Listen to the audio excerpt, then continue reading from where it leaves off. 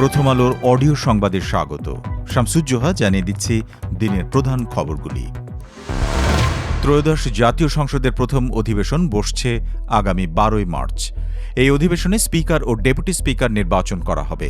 এছাড়াও অন্তর্বর্তী সরকারের আমলে জারি করা অধ্যাদেশগুলো উত্থাপন করা হবে। শোক প্রস্তাব ও রাষ্ট্রপতির ভাষণ হবে। রোববার সচিবালয়ে প্রধানমন্ত্রী তারেক রহমানের সঙ্গে বৈঠক করে বেরিয়ে যাওয়ার সময় সাংবাদিকদের সঙ্গে স্বরাষ্ট্রমন্ত্রী সালাউদ্দিন আহমদ এই তথ্য জানিয়েছেন। স্বরাষ্ট্রমন্ত্রী বলেন, এ সংক্রান্ত সারসংক্ষেপ জাতীয় সংসদ সচিবালয় থেকে প্রধানমন্ত্রীর দপ্তর হয়ে রাষ্ট্রপতির কাছে যাবে। রাষ্ট্রপতি সে মতে সংসদ অধিবেশন আহ্বান করবেন প্রধানমন্ত্রীর পরামর্শক্রমে। সেটা নির্ধারণ হয়েছে 12 মার্চ। জাতীয় সংসদের সংরক্ষিত নারী আসনে মনোনয়ন পেতে বিএনপিতে দৌড়ঝাঁপ শুরু হয়েছে। এক্ষেত্রে মহিলা দলের পাশাপাশি অতীতে ছাত্রদল করার নেত্রীরা বেশ এগিয়ে আছেন।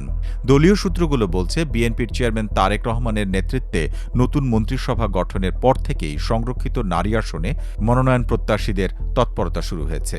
ইতিমধ্যে অনেকে বিগত আন্দোলন সংগ্রামে ভূমিকা, দলীয় আনুগত্য ও সাংগঠনিক অভিজ্ঞতার বিবরণ দিয়ে প্রোফাইল তৈরি করে বিএনপির নীতি নির্ধারণী পর্যায়ে পাঠানো শুরু করেছেন। আবার অনেকে সরকারের গুরুত্বপূর্ণ ব্যক্তিদের সঙ্গে দেখা সাক্ষাৎ করে মনোনয়ন নিশ্চিত করার চেষ্টা করছেন। যদিও বিএনপির দায়িত্বশীল সূত্রগুলো বলছে, নারী আসনের বিষয়ে দলের নীতি নির্ধারণী পর্যায়ে এখন পর্যন্ত কার্যক্রম শুরু হয়নি। জাতীয় সংসদে সংরক্ষিত নারী আসন 50টি, প্রতি 6 জন সাধারণ সদস্যের বিপরীতে একটি সংরক্ষিত নারী আসন বণ্টন হবে। 12 ফেব্রুয়ারি ত্রয়োদশ জাতীয় সংসদ নির্বাচনে বিএনপি এককভাবে 209টি আসনে জয় পায়। আসন অনুপাতে সংরক্ষিত 50টি নারী আসনের মধ্যে দলটি পাবে 35টি। এছাড়াও জামায়াতে ইসলামী 11টি এবং জাতীয় নাগরিক পার্টি এনসিপি একটি আসন পাবে। অন্য 3টি আসন স্বতন্ত্র প্রার্থী এবং নিজস্ব প্রতীকে জয়ী ছোট দলগুলোর মধ্যে বণ্টন করা হবে। বিএনপি মহাসচিব ও স্থানীয় সরকার মন্ত্রী মির্জা ফখরুল ইসলাম আলমগীর শনিবার প্রথম আলোকে বলেন, সংরক্ষিত মহিলা আসনের মনোনয়নের বিষয়টি ঈদের আগে চূড়ান্ত হওয়ার সম্ভাবনা নেই।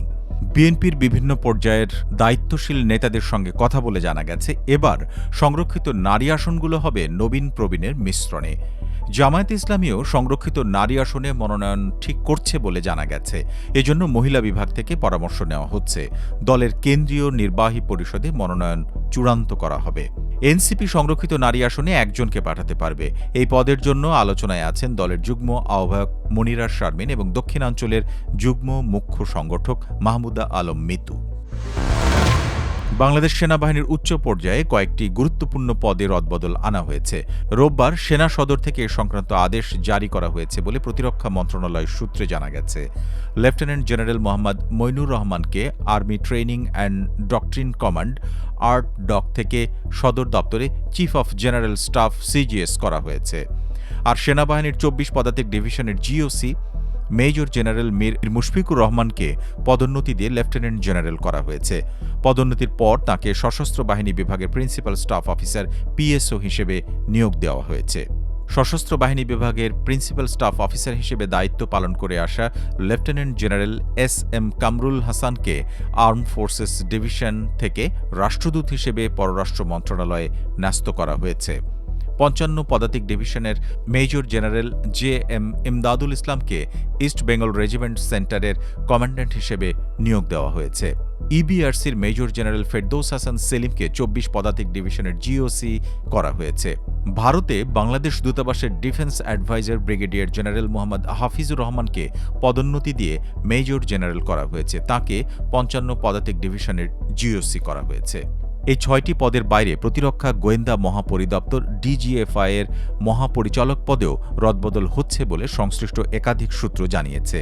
তাঁদের দেওয়া তথ্যমতে DGFI এর বর্তমান মহাপরিচালক মোহাম্মদ জাহাঙ্গীর আলমকে পররাষ্ট্র মন্ত্রণালয়ে ন্যস্ত করা হচ্ছে। M&Q পরিদপ্তরের ব্রিগেডিয়ার জেনারেল কায়সার রশিদকে মেজর জেনারেল হিসেবে পদোন্নতি দিয়ে DGFI এর মহাপরিচালক করা হচ্ছে। ঢাকায় নতুন 2টি পথে মেট্রো রেল নির্মাণে প্রতি কিলোমিটারে যে ব্যয় দাঁড়াচ্ছে তা উত্তরা মতিঝিল পথের দ্বিগুণের বেশি। রাজধানীর উত্তরা থেকে মতিঝিল পর্যন্ত মেট্রো রেল নির্মাণে প্রতি কিলোমিটারে ব্যয় হয়েছে ১,৫৭৪ কোটি টাকা। অন্যদিকে নতুন 2 পথে খরচ দাঁড়াচ্ছে কিলোমিটারে 3,618 কোটি টাকা। যদিও সরকার এই বিপুল ব্যয় মেট্রো রেল নির্মাণের চূড়ান্ত সিদ্ধান্ত এখনও নেয়নি। দুটি পথের একটি হল কমলাপুর থেকে বিমানবন্দর পর্যন্ত এবং নর্দা থেকে পূর্বাচল পর্যন্ত। নাম এমআরটি লাইন 1, দৈর্ঘ্য 31 কিলোমিটারের বেশি। অন্যটি সাভারের হেমায়েতপুর থেকে মিরপুর এবং গুলশান হয়ে ভাটারা পর্যন্ত এমআরটি লাইন 5 উত্তর।